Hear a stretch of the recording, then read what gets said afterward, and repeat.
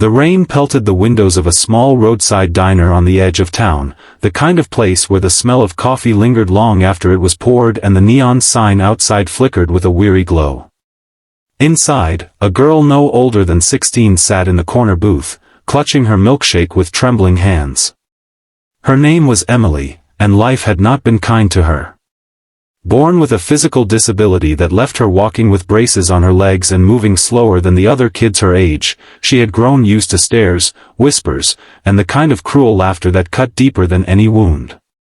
But nothing could prepare her for what was about to happen that night, in a diner that was supposed to feel safe, under the harsh glare of the fluorescent lights. Before I take you further into Emily's story, I want to pause for just a second. If stories of courage, kindness, and unexpected justice inspire you the way they inspire us, please take a moment to like this video, share it with someone who needs hope, and subscribe to Kindness Corner. Your support helps us continue sharing powerful stories that touch hearts around the world. And don't forget to comment your thoughts, we love hearing from you. The diner was quiet, only a handful of customers scattered across the booths, when the door opened and 3 boys from Emily's high school strolled in. They were loud, brash, the type who carried their cruelty like a badge of honor. They spotted Emily immediately, sitting alone, sipping her milkshake, and their laughter echoed across the room like the warning growl of a storm. Emily lowered her eyes, wishing she could disappear into the cracked leather booth, but she knew from experience that hiding never worked. The boys walked up to her table, one of them mocking the way she held her straw, another sneering at her braces. She tried to ignore them, tried to hold on to the thin thread of dignity she carried with her every day, but their taunts grew sharper. Then, without warning, one of them slapped her across the face. The sound cracked like a whip in the silence of the diner, and Emily's milkshake toppled over, spilling across the table and dripping onto her lap. No one moved. The waitress behind the counter froze, the man reading a newspaper in the corner shifted uncomfortably, but no one stood up for Emily. Tears welled in her eyes, but she refused to let them see her cry. She gathered her things slowly, her legs aching as she tried to rise, and hobbled out of the diner into the rain. Behind her, the boys laughed, proud of their cruelty, feeding off the silence of everyone who chose to do nothing.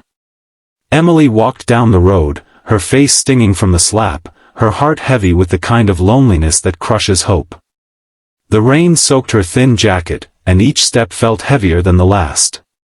She wanted to scream, to fight back, to make the world see her worth, but she had learned long ago that her voice rarely mattered to those who saw only her disability. She sat on a bench beneath a flickering streetlight, shivering, until she finally gathered the courage to go back to the diner. She needed a warm place to sit, and she wouldn't let those bullies steal what little comfort she had. An hour passed. The diner's door opened again, but this time it wasn't schoolboys who entered. It was a group of bikers, their leather jackets damp from the rain, their boots heavy on the tile floor. They were the kind of men who turned heads everywhere they went, rough, scarred, carrying the weight of countless miles on their shoulders. The boys who had tormented Emily were still there, huddled in a booth, laughing loudly, trying to act tougher than they were. But when the bikers walked in, the air in the diner shifted. It was as if justice itself had arrived on roaring engines. The bikers noticed Emily almost immediately. She sat quietly at her booth, her milkshake glass still tipped over, her face still bearing the faint red mark of the slap. The leader of the bikers, a tall man with a gray beard and eyes that had seen too much, narrowed his gaze at the boys in the corner. He didn't need to be told what had happened, he could feel it in the room, in the way the waitress avoided looking at Emily, in the silence that hung like guilt in the air. One of the bikers walked over to Emily, crouched down so he could meet her eyes, and asked her softly if she was okay. For the first time that night, she felt seen. She nodded, unable to speak, and he gave her a gentle smile before standing and turning to the boys. The diner went silent again, but this time the silence wasn't cowardice, it was anticipation. The leader of the bikers strode toward the corner booth where the boys sat, their laughter dying on their lips. His presence was enough to make them shift uncomfortably, and when he leaned over their table, the weight of his stare was heavier than anything they had ever felt. No one knows exactly what he said to them. His words were low, steady, carrying a promise they couldn't ignore. But whatever it was, it drained the arrogance from their faces. One by one, the boys' expressions shifted from smug to pale, from cocky to fearful. And then, in a moment that stunned everyone watching, the boys stood, walked across the diner, and mumbled apologies to Emily.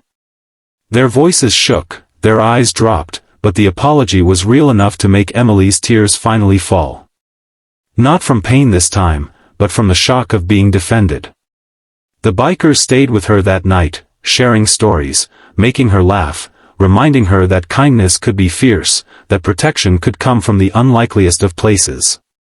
They made sure she got home safely, their motorcycles roaring like guardians in the night. For Emily, the slap would never be forgotten, but neither would the strength she found in that diner when strangers became her protectors, when silence was broken by courage. And maybe that's the point of this story. That we all have the power to step in, to defend, to lift someone when they are being torn down. The bikers didn't know Emily, but they knew injustice when they saw it. And by choosing to act, they changed the ending of her night, and perhaps her life. If this story touched your heart, please show your support by liking this video and subscribing to Kindness Corner. Share this story so others remember the importance of standing up for what's right. And before you leave, drop a comment below and tell us, have you ever witnessed kindness in an unexpected place? Your words may inspire someone else who needs hope today.